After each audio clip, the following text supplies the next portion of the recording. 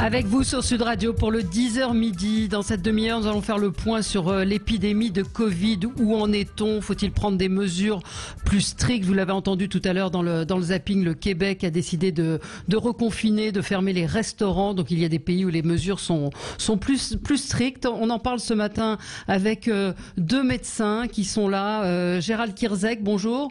Vous êtes médecin urgentiste à l'Hôtel Dieu. Bonjour. Et vous êtes également le médecin de TF1. On vous voit régulièrement, on vous a vu pendant tout le Covid faire des points très factuels. Et également avec nous, Gilles Pialou. Bonjour, vous êtes chef du service des maladies infectieuses à l'hôpital Tenon. Vous avez publié Vous n'étions pas prêts aux éditions Jean-Claude Lattès. Juste pour vous dire, hier, moi j'ai animé une émission, un débat à 11h où j'étais un peu seul contre tous parce que la tonalité générale en ce moment, elle est plutôt sur laissez-nous vivre. Il n'y a pas de deuxième vague. C'est vrai qu'on a entendu beaucoup de choses. On a entendu, alors ce que moi je trouve être parfois des bêtises, mais c'est vrai qu'on a entendu tout et son contraire. Le virus a muté. Il n'y a pas de deuxième vague. Il n'y a pas de mort. C'est un virus qui n'existe pas. Ou encore le professeur Raoult, la peur est pire que le mal. Donc peut-être faire avec vous, Gilles Pialou, le point de la situation ce matin dans votre hôpital, puisque je rappelle, je suis un petit peu longue dans mon introduction, mais je rappelle que dans votre livre, c'est le journal au quotidien d'un médecin qui s'est retrouvé en première ligne avec des malades du Covid. Donc vous parlez de ce que vous savez, parce qu'hier je me suis fait moi insulter en disant que les médecins que j'écoutais ou que je lisais n'étaient pas concernés. Vous êtes concernés, vous avez donc une légitimité pour parler. Oui, enfin, c'est pas seulement un problème c'est pas seulement un problème de légitimité, Valérie, c'est un problème d'être ancré dans une réalité qui bouge quotidiennement, d'être dans les cellules de crise, d'avoir à gérer l'augmentation du capacitaire, la tension sur la réanimation. Et je suis très content, puisqu'on est sur Sud Radio, de dire que la meilleure nouvelle qui puisse arriver pour Marseille, c'est que justement ceux qui ont pris la parole, sont ceux que précisément ont les mains dans le cambouis, c'est eux qui voient monter la pression en réanimation. Pour répondre à votre question très précisément, à Tenon, on est évidemment pas du tout là où on en est en mars, en avril, mais on est peut-être là où on en était en février. Donc notre réanimation qui avait 20 lits, qui est montée à 42, elle est actuellement occupée avec 10 lits, donc on est déjà à 50% de la réanimation, sachant que chaque fois, il faut rappeler que les autres malades sont toujours là, et je dirais plus là, puisque on est au début de l'automne. Pour ce qui concerne l'hospitalisation et donc mon service est à moitié occupé par du Covid. On a ouvert 2 autres unités, on en ouvre une 3e actuellement. Donc on a une marée montante, pardon. Et puis on tord le cou aussi aux éléments au début de août et fin août qui disaient c'est des formes moins graves. Bon, voilà, sur les 10 malades hospitalisés en réanimation, il y en a 8 d'intubés. Donc on n'est pas du tout dans un courant de tranquillité. Et moi je suis particulièrement énervé parce que j'appelle le courant rassuriste, qui est absolument affligeant, cette négation des données épidémiologiques. On s'en fout que ça s'appelle une deuxième vague ou une résurgence ou une nouvelle circulation. Il se passe quelque chose qui pèse sur l'hospitalisation et tous les éléments plaident pour que fin octobre, on soit dans une situation très difficile, en tout cas en Île-de-France, en PACA et dans bien d'autres villes, comme ça a été égrené par le ministre de la Santé. Alors, il y a une défiance. Je vois les réactions de nos auditeurs qui sont plutôt dans la défiance, et beaucoup de Français. Nous aussi, on est énervés de tous ces bobards. On nous dit un auditeur, Gérald Kierzek, alors. Il y a eu, et vous le dites aussi dans votre livre, Gilles Pialou, un déballage médiatique totalement inédit, une surinformation, des querelles de soignants, et c'est vrai qu'on a du mal à s'y retrouver et à comprendre et à savoir qui croire. Enfin, Gérald Kierzek. Je dirais même qu'on assiste à une hystérisation du débat et du coup, il y a un problème de crédibilité médicale, c'est assez clair. Le problème, c'est qu'on passe du tout au rien ou du rien au tout entre ceux qui disent non, il se passe rien et c'est plutôt dans le camp des complotistes. De l'autre côté, on a des gens complètement alarmistes. Or, je pense que la position d'un médecin, mais Gilles Pialou l'a très bien dit, il faut des choses factuelles, il n'est pas question d'alarmer les gens et de dire on va tous mourir, il n'est pas question non plus de dire il ne se passe rien. C'est clair qu'il se passe des choses dans un contexte, et un contexte très particulier, qui est un contexte depuis des années de réduction des moyens de l'hôpital public et donc du coup des services de réanimation. Je reprenais les rapports sur les services de réanimation avant la maladie Covid. Les services de réanimation sont saturés entre 93 et 99%. C'est-à-dire qu'en permanence, vous avez des services en flux tendu. Moi, comme urgentiste au SAMU, on fait le tour du périphérique de Paris avec le malade dans l'ambulance avant de trouver une réanimation. Vous voyez, on fait parfois plusieurs fois le tour. Donc, on voit bien qu'on est en permanence, et avant même l'histoire du Covid, dans une situation en flux tendu avec un problème de lit d'hospitalisation. Donc, le vase, il est plein. Et la moindre goutte d'eau, alors si en plus la goutte d'eau elle est extrêmement importante, comme c'est le cas dans certaines régions, apparemment maintenant en région PACA, comme ça l'a été dans le Grand Est, c'est clair que ça fait déborder le vase. Alors après, il ne s'agit pas encore une fois d'affoler tout le monde et de dire on va tous mourir. On connaît les facteurs de risque, on sait mieux prendre en charge cette maladie aussi, c'est pas que de la réanimation.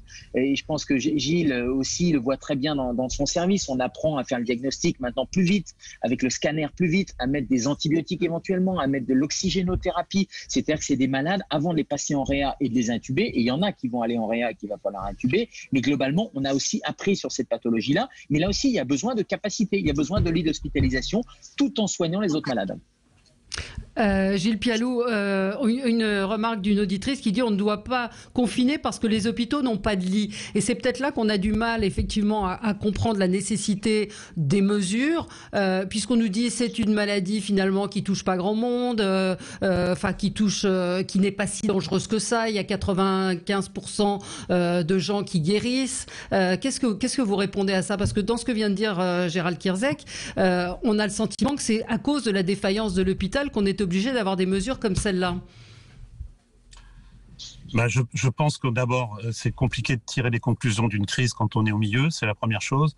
Deuxièmement, à tout ce courant qui dit, mais bon, d'accord, bien sûr, c'est une maladie qui laisse 85% de gens avec des formes bénignes, mais quand vous voyez le souk et la crise internationale qui a mis quand même 3 milliards de personnes confinées dans le monde, alors on peut toujours discuter à l'infini pour savoir si c'était les bonnes mesures. Je vous rappelle quand même qu'il y a des chiffres qui sont à l'échelle planétaire totalement inquiétant. C'est la 3e cause de mortalité aux États-Unis. 3e cause de mortalité aux États-Unis. C'est 4 fois la guerre. C'est 4 fois la guerre du Vietnam. Donc, on ne peut pas balayer sous prétexte qu'effectivement, il y a beaucoup de formes bénignes. Il y a beaucoup de formes bénignes, mais on est dans une situation où on a une maladie en plus, et comme l'a dit Gérald, dans un système hospitalier d'avant la crise du Covid, qui était ce qu'on appelle, nous, le monde d'avant entre nous, et on est un peu retombé au monde d'avant, qui était un hôpital qui était sous tension, avec des fermetures de lits qui se sont faites sur 10 ans, et le discours politique actuellement, épinglé Ségolène Royal, c'est inadmissible de dire il suffit d'ouvrir des lits de réanimation. C'est d'une bêtise abyssale, puisque pour ouvrir des lits de réanimation, il faut du personnel en face, qualifié, et que du personnel qualifié de réanimation, ça ne se sort pas en 8 mois d'épidémie. Donc, il y a un certain nombre de gens qui marchent sur la tête et je crois qu'il va falloir dénoncer ça. Il n'y a pas que Raoult qui marche sur la tête, il y a aussi les politiques qui mettent de l'eau sur le feu pour des raisons politiciennes alors qu'on est en pleine gestion de crise. En pleine gestion de crise.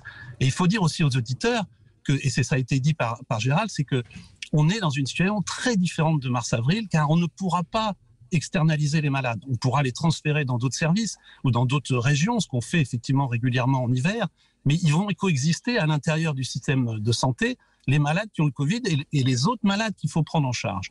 Et ça veut dire quoi, externaliser exactement? Enfin, c'est-à-dire que c'est ce qu'on a fait, c'est-à-dire qu'il y a eu environ 500 et quelques transferts qui ont été faits essentiellement vers la Bretagne, dans des TGV transformés en SAMU, dans des cliniques privées parce que c'était les ordres des agences régionales de santé dans le Haut-Rhin, en Île-de-France, et PACA va faire ça. PACA a déjà commencé un programme alors je ne sais pas s'ils ont commencé réellement pour Marseille, pour mettre les malades dans des endroits qui sont moins surchargés, pour permettre le soin de qualité des patients Covid. Et c'est vrai qu'on a beaucoup appris de la première vague, comme ça a été dit par Gérald tout à l'heure, mais aussi le prendre en soin, les autres patients. Il faut savoir que dans les services comme les nôtres, dans les équipes comme les nôtres, je ne parle pas des maladies infectieuses, mais dans d'autres services qui ont des maladies chroniques, il y a des centaines de dossiers qui sont en attente. Quand je dis de dossiers qui sont en attente, derrière, il y a des malades qui attendent de reprendre leurs soins de la première vague parce que ça a été différé. On ne pourra pas le faire ici parce que c'est une perte de chance pour les personnes. Donc, il faut rassurer les gens.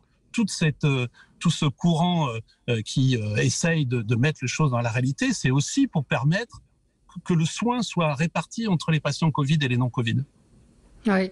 Gérald Kierzek, vous vous êtes exprimé hier sur les tests. Il y a un problème aussi avec les tests. Là aussi, on a un petit peu de mal à comprendre ce qui s'est passé avec ce dépistage, test PCR, test sanguin. Hier, vous avez une patiente qui en fait était malade, mais qui n'a pas été dépistée. C'est ça? Les tests n'ont pas donné le bon diagnostic? Il se trouve que c'est une collègue qui bosse aux Antilles et que pour rentrer, elle avait besoin de ce test PCR. Elle a été malade il y a plus de 15 jours. Donc globalement, elle n'est plus dans la phase contagieuse. Mais le test qu'on lui a fait PCR hier est encore positif. Et donc, il y a plusieurs problèmes sur les tests. Premièrement, on ne teste pas les bonnes personnes. On teste des gens qui sont testés parfois tous les 2-3 jours, etc. Par précaution, par peur, par tout ce qu'on veut. Mais globalement, ceux-là, ils n'auraient pas besoin d'être testés. Alors que ceux qui sont vraiment malades, du coup, le système est embouteillé par ceux qui n'ont pas besoin. Deuxièmement, les délais de rendu font qu'on rend des résultats, sauf exception. Alors nous, aux urgences, on a un peu des laboratoires qui rendent plus vite, mais quand vous allez en ville, il faut déjà avoir le rendez-vous au labo, vous mettez 2-3 jours, après vous mettez encore 2-3 jours pour pouvoir avoir le résultat. Conclusion, quand vous avez le résultat, vous n'êtes plus contagieux, ou en tout cas vous êtes sorti de la phase la plus contagieuse. Troisième problème, confusion totale entre les prises de sang, les tests sérologiques, les TROD qui sont faits un peu partout à la va-vite, etc. Et les gens ont l'impression que ça leur donne soit une immunité quand ils disent « Ah bah ça y est, j'ai été contaminé », soit au contraire, ils confondent avec leur contagiosité. Donc on voit bien que là aussi, les messages ne sont pas clairs. Et enfin, la sensibilité, moi la patiente d'hier, la sensibilité des tests qui est extrême. Et donc du coup, on dépiste des gens qui sont soit guéris, soit plus contagieux, soit qui ont eu un Covid ancien. Mais en tout cas, on est incapable de dépister rapidement et donc d'isoler rapidement et donc de remonter les chaînes de contamination rapidement. Et donc là, il y a un vrai problème effectivement sur les tests. Oui. On n'a toujours pas les tests salivaires. Hein. On n'a toujours pas les tests salivaires. Vous parlez des... Quand on va arriver, nous, dans une période aux urgences où il y aura les syndromes viraux, on a vu un peu le début de pagaille dans les écoles, les gamins qui arrivaient avec le nez qui coule, etc. Les instituts les arrêtaient, hop, ils disaient il faut un certificat comme quoi il n'est pas contagieux. Mais qu'est-ce que vous voulez qu'on fasse, nous, aux urgences? On va avoir des gens avec des syndromes grippaux. Comment voulez-vous faire la différence si on n'a pas encore ces tests salivaires qui sont, entre nous, depuis plusieurs semaines, voire plusieurs mois, autorisés par la FDA aux États-Unis quand même? Tout à fait vrai.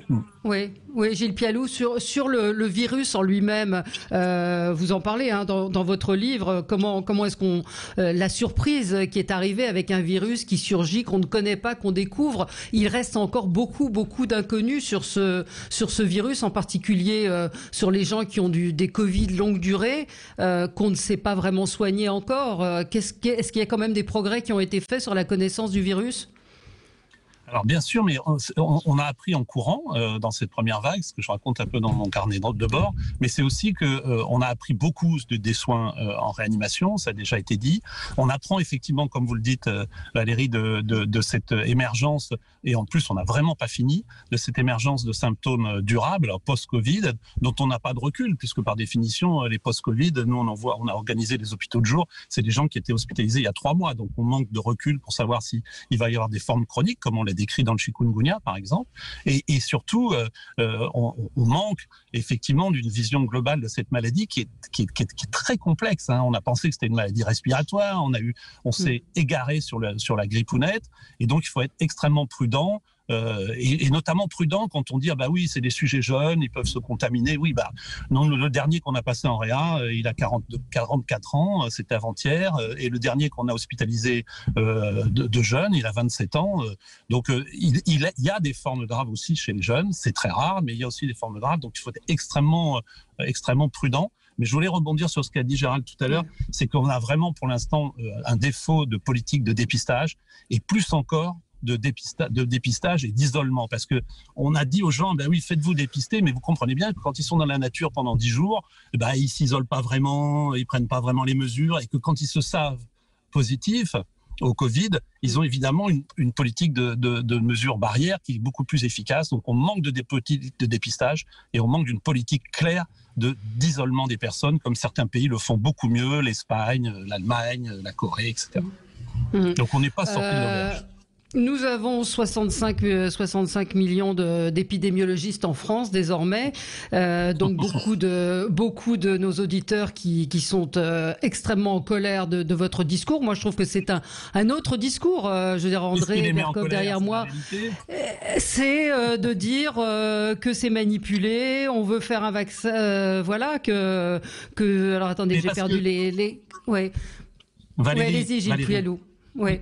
Non, c'est juste que là, dans la deuxième vague où la circulation chronique du virus, on ne sait pas comment on va l'appeler, dans ce qui se passe actuellement, il va falloir faire de la pédagogie de l'incertitude, de ce qu'on ne sait pas. On ne sait pas comment le virus bouge. Il bouge très peu, contrairement aux fantasmes qu'on entend aussi un peu du Sud. Il bouge très peu, c'est une très bonne nouvelle. Il bouge très peu par rapport à d'autres virus comme le VIH, la grippe, etc. Donc, ça veut dire quoi, bouger ? Bouger, c'est muter. Il mute très peu. Il mute très peu, oui, et c'est tout à fait Vous entendez, c'est ça le message que j'ai perdu, un auditeur qui me dit quand est-ce que vous allez accepter que le virus a muté on accepte que le virus a muté, mais... Pardon, excusez-moi. Ouais, allez-y. Non, allez-y. Non, je dis on accepte que le virus a muté, mais il mute sans que c'est, pour l'instant, à l'heure où on se parle, d'impact sur sa transmissibilité et d'impact sur son agressivité. Contrairement, effectivement, à ce qui a été dit par Didier Raoult, ce virus a des mutations qui n'impactent pas le virus. C'est un virus extrêmement stable, qui est plutôt engageant d'ailleurs pour la recherche vaccinale. Bien sûr qu'il mute. Tous les virus mutent. Ils mutent tous les 18 jours ou 2 fois par mois. Enfin, il y a plein de modélisations là-dessus. Mais ça n'impacte pas notre discussion actuelle sur le remplissage des hôpitaux, l'agressivité de la maladie et sa transmissibilité. Alors peut-être que dans 3 mois, ça aura changé. Mais pour l'instant, c'est comme ça. Oui. Il y a une décrédibilisation. Je trouve qu'il y a une décrédibilisation de la parole médicale et d'experts qui est assez terrible dans cette histoire. C'est-à-dire que avant, j'allais dire, ça redonne du crédit aux politiques finalement. Avant, c'était les hommes politiques qu'on croyait pas. Maintenant, depuis 6 mois, on voit les médecins de partout en train de s'écharper, de régler leurs comptes, décrédibiliser la science. Je trouve que ça va avoir des conséquences assez terribles. Le problème, c'est que là, il faut qu'on tienne sur la durée. On l'a dit. Le président Macron avait dit, il va falloir tenir. Ben oui, il va falloir tenir. Donc ça veut dire qu'il va falloir avoir des mesures de bon sens, raisonnables et qui soient consensuelles. Donc encore une fois, il ne s'agit pas d'aller arrêter la vie et d'aller tout stopper, d'aller tout confiner, parce qu'on voit bien que ça ne serait même plus acceptable par la population. Mais entre je ne fais rien, je vis comme s'il n'y avait pas de virus et je ferme tout, vous voyez qu'il y a une position qui est médiane, qui est raisonnable. Je pense qu'on est les tenants de ça. Enfin, moi, je ne suis pas extrémiste sur cette histoire-là, Gilles Puyalou non plus. Ce que je peux regretter, c'est qu'effectivement, il y a certains confrères ou consoeurs qui sont sur des positions extrêmes et c'est ça qui induit de la confusion, voire de la colère. Et je comprends vos auditeurs qui sont en colère en disant au bout d'un moment, écoutez, ça suffit vos querelles, etc. On va faire comme si ça n'existait pas et on avance. Et ça, c'est assez terrible parce que le rôle du médecin, c'est pas ça. Le rôle du médecin, c'est quand même d'avoir une position un peu éclairée, un peu sage pour qu'on puisse vivre ensemble et tenir avec ce Covid. Oui, les mesures qui ont été annoncées par le gouvernement, elles sont aussi difficilement compréhensibles. Pourquoi les salles de sport, pourquoi les restaurants, pourquoi pas les universités et d'autres endroits. Quelqu'un m'interroge sur les cures thermales qui ont continué. Là aussi, il y a de la défiance.